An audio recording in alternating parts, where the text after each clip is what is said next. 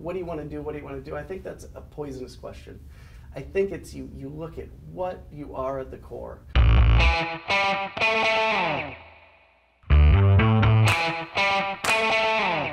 Hey, Dr. Bill here with another amazing Meet the Mentor. This week it gives me great pleasure to introduce you to Brent Bottelsen. He was introduced to me through my brother Gary. They live in Santa Barbara. He's in real estate. And they run the Bauer Foundation, and that foundation has put 30 students through LEAP. And the thing that's so cool is that the students that they send to the program are kids that could never attend this program, but they get so much out of it. It's unbelievable. So let me tell you a little bit about Brent. We'll talk about his career and his life, and hopefully it will inspire you guys. Brent is the Director of Corporate Development for Green Lake Investment Management. He also works with the Bauer Foundation, which his father started. Brent has been a leader in many aspects of real estate. He was a top producing broker for many years in sales and leasing, and has also developed and managed large properties in the Santa Barbara area.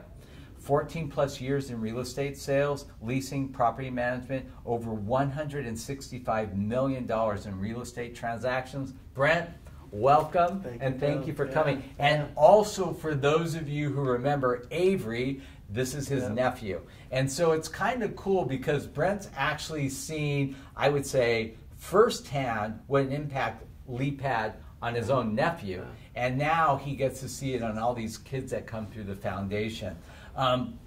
Let's first talk a little bit about you before we get into real estate.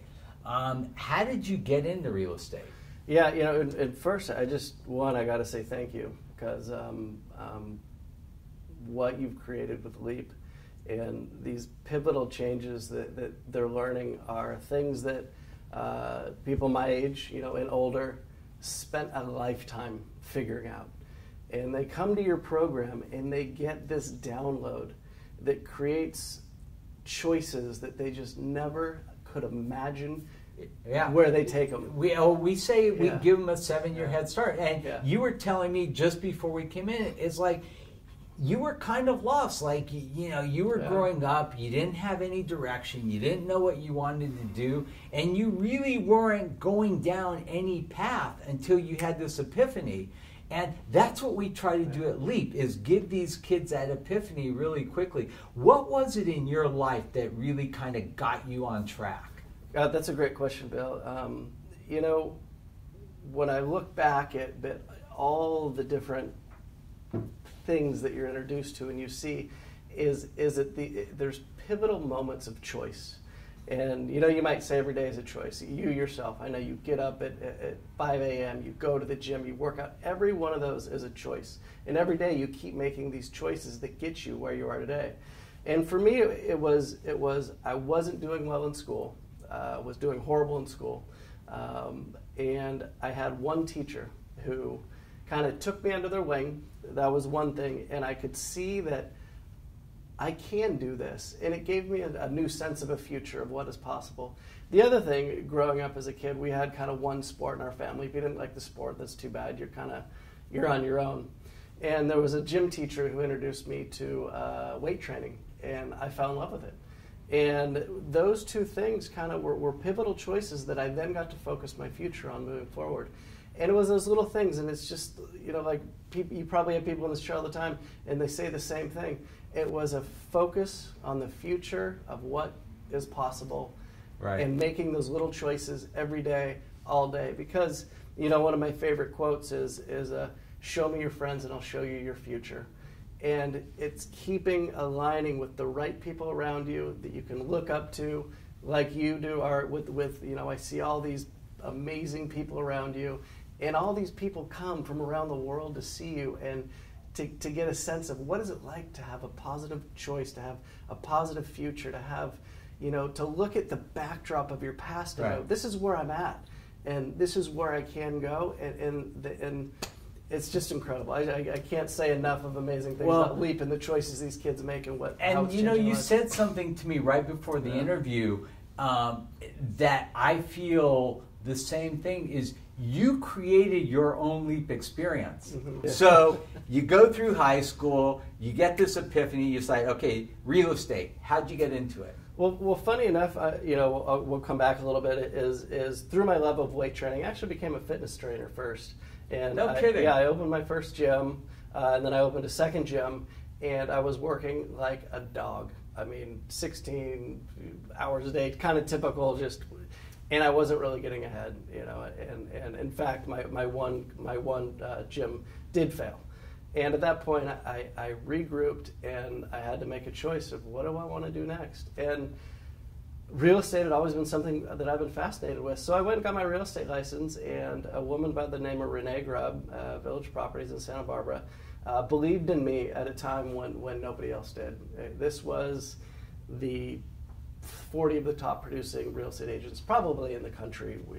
I've seen her name everywhere. Yeah. She's really big. She's a dynamic woman. And I was the first rookie they ever trained and hired, and they just took me on a tear. From there, I got into commercial real estate. From there, I was invited with a group of extremely smart guys. We talk about, having great people around you. Peter Chang, Dave Park, Joe Sprague, Paul Diamond. These guys were so smart, and they created a hedge fund model for doing short-term bridge financing nationally. And I signed up, and we raised $2 million the first year, which was horrible. In 2008, but now I can say today, total we've raised about $250 million and growing strong. Wow. So what was it that you think really attributed to your success in that market? Like everything, showing up every day, showing up on time, being prepared, more prepared than someone else, understanding who you're working with, understanding their driving motivations. What is the underlying situation? What do you need to work through? Yeah. Knowing that you can be trusted, knowing that you're going to do a better job than as good of a job as you could absolutely do, and showing up. Okay, that's awesome. Let me ask you a hard question. What's the hardest part? What's the hardest part of what you do on a day-to-day basis? If I had $1 for every no thank you, I would be a multimillionaire. Right. True. It is. What does no mean to you? How defeatist do you get? And sometimes those pills get jagged and they get big and they get tiresome. But for me in my head a long time ago, no means next. That's just all you can do. And you forget. You forget quickly the no's and you remember the yeses. And you focus on the yeses and you focus on what you're capable of. And what can happen with that same tenacity and drive. You just got to show up. So what would you say is the next big thing for your company?